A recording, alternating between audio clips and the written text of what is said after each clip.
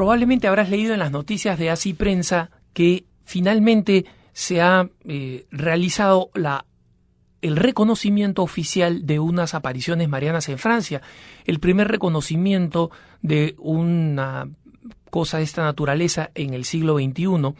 Pero son unas apariciones que tienen muchísimo tiempo. Son unas apariciones que se realizaron, que se remontan al 1664, ¿no? Este dato es importante por dos motivos. Porque estas apariciones habían sido aprobadas diocesanamente casi en esta época y habían quedado ahí dormidas hasta que el nuevo obispo francés de esta región, Monseñor Difalcó, Jean-Michel Difalcó, decidió presentar el caso ante la Santa Sede y la Santa Sede dijo: este caso está suficientemente estudiado y documentado, se puede declarar como auténticas estas apariciones ocurridas entonces.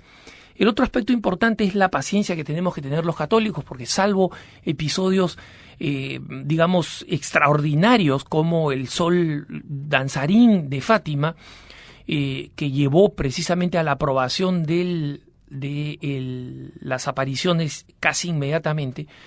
Por lo demás, las aprobaciones de las apariciones toman mucho tiempo, así que aquellos devotos de algunas apariciones que creen que son verdaderas tienen que atenerse ante todo a la investigación de la Iglesia y a la paciencia de la Iglesia y no convertirse en fanáticos de tales o cuales apariciones por encima de nuestro ser cristianos, porque como dijo Monseñor Difalcó durante la homilía, dijo: reconozco el origen sobrenatural de las apariciones y los hechos y dichos experimentados y narrados por Benedicta Rencurel. Benedicta Rencurel es la vidente, muy parecida a Bernardé Soubirous, una campesina humilde que no sabía ni leer ni escribir, ¿no?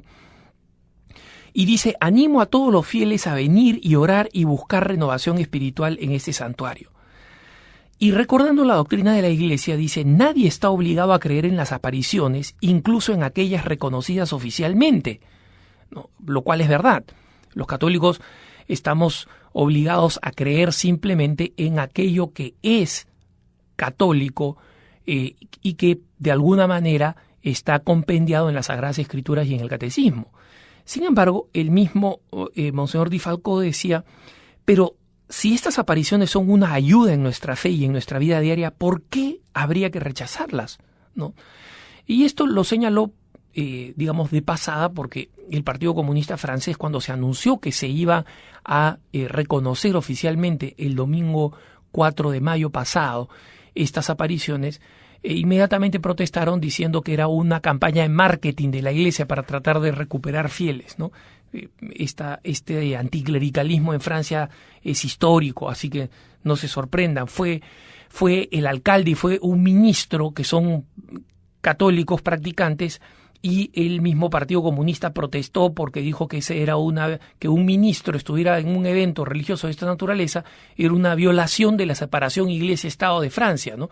El ministro respondió diciendo: o sea, que el Partido Comunista quiera que yo no venga acá a esta misa es una violación de mis derechos fundamentales, entre ellos la libertad religiosa. Yo soy creyente y quiero venir a una misa, punto, ¿no? Pero para que vean qué candente es el tema y tal vez por qué la Virgen se ha aparecido tantas veces en Francia, porque hay una batalla decisiva a favor de la presencia de la fe en el ámbito público, porque en pocos países es tan virulenta esta oposición a la presencia de la fe en el ámbito público. Pero vayamos a la parte importante, que es estas revelaciones de la Virgen, estas apariciones, ¿en qué consisten?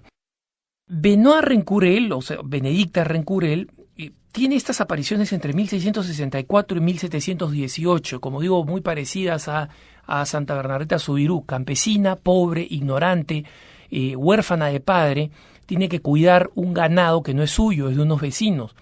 Los lleva a esta quebrada en Laus, en la villa alpina de Laus, en el sur de Francia, más o menos a 1000 metros de altura. Encuentra un pastizal y en una roca ve a una mujer sumamente hermosa con un niño en las manos. Y se queda fascinado por la belleza, le habla a esta mujer no le responde hasta que ella un día le pregunta: ¿cómo te llamas? Y le dice: mi nombre es María. ella le ofrece, le dice, quédate y déjame cargar a tu niño, que es tan hermoso. Yo tengo un poco de pan, lo puedo remojar y lo podemos compartir. La Virgen le sonríe, ¿no?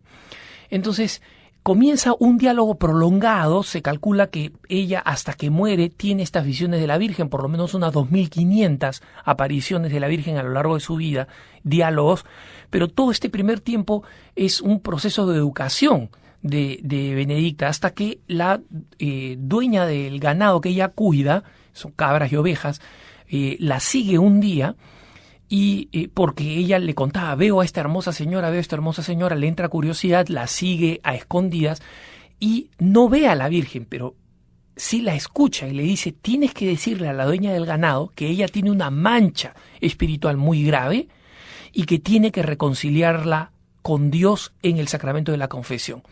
Esta mujer escucha eso, cree completamente, porque efectivamente tenía una mancha, nunca se supo qué cosa era, pero se supo que, llena de lágrimas, fue inmediatamente a buscar al sacerdote, se confesó con él y volvió a la vida de la iglesia, y habló con el vicario general de la diócesis y le dijo, yo creo que acá hay una verdadera aparición. El vicario general la interroga a esta muchachita, se sorprende que las cosas que le dice la Virgen ciertamente no corresponden a lo que podría haber aprendido una mujer que no sabía ni leer ni escribir, que había acá un mensaje, que ella estaba definitivamente recibiendo una catequesis, una formación de la Virgen que además era muy personal, la corregía, le decía, eres muy testaruda, estás muy apegada a las cosas materiales, te preocupas mucho por los animales, como tu fuente de subsistencia, confías poco en Dios. Y ella confiesa todo esto a este vicario general, quien finalmente decide celebrar una misa para ver y discernir si es que estas apariciones son verdaderas, y en medio de la misa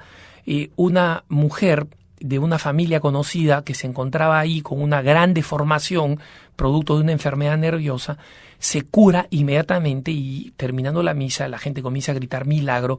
El vicario general cree que estas apariciones son genuinas y muy pronto se declaran la autenticidad de estas apariciones. En 1665, cuando Benedicta tiene 18 años, se declaran estas apariciones. Y, por supuesto, como en todas apariciones, hay muchos vaivenes, ¿no? Se construye el santuario, algunos se oponen, algunos sacerdotes se ponen celosos, luego el duque de Saboya, una región que estaba en el norte de Italia y el sur de Francia, invade la región, cierra el santuario. Hay un número tremendo de vicisitudes que van probando el alma de Benedicta, pero fundamentalmente Benedicta es instruida por la Virgen para dar una señal fundamental que tiene una actualidad enorme. La Virgen se presenta como la reconciliadora, la que lleva a Jesús, y refugio de los pecadores. ¿Por qué? Porque señala fundamentalmente que los católicos hemos olvidado la urgencia de recurrir al sacramento de la reconciliación, de la confesión, de alejarnos del pecado a través del sacramento de la reconciliación. Y la Virgen le pide a Benedicta que Benedicta se dedique a convertir a los pecadores, a decirles, por favor, vayan al sacramento de la confesión.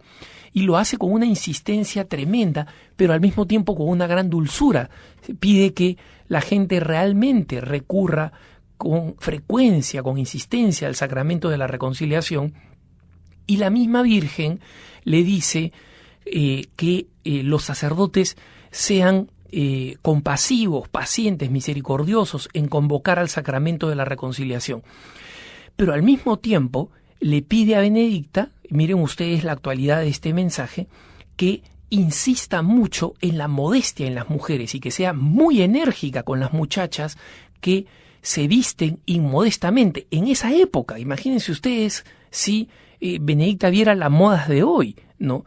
Y también que los varones sean respetuosos de las mujeres, respetuosos de su dignidad. Entonces, pide mucho evitar la sensualidad que lleva al pecado en la mente, en el pensamiento, en la mirada y en el acto. Y sobre todo, le pide que exhorte a las muchachas a evitar caer en el pecado de la carne, sobre todo porque pueden llevar a qué, al aborto. O sea, ya la Virgen hablaba del horror del aborto en el siglo XVII. Imagínense hoy en día, donde no solamente ocurre, sino que además pretende ser legal. ¿no? Entonces, estas apariciones de la Virgen también llaman a que los varones que tengan recursos económicos, algo de recursos económicos, sean generosos con la iglesia y sean justos con sus trabajadores, ¿no? A la hora de pagarles, a la hora de reconocer sus beneficios. Entonces, estamos acá en un caso de una aparición que tiene verdaderamente una enorme actualidad y que hay que promoverla y alentarla con mucha energía y con mucho entusiasmo, porque sinceramente hoy en día constituyen un verdadero campanazo para la iglesia y para nosotros los cristianos. Que tengas un buen día.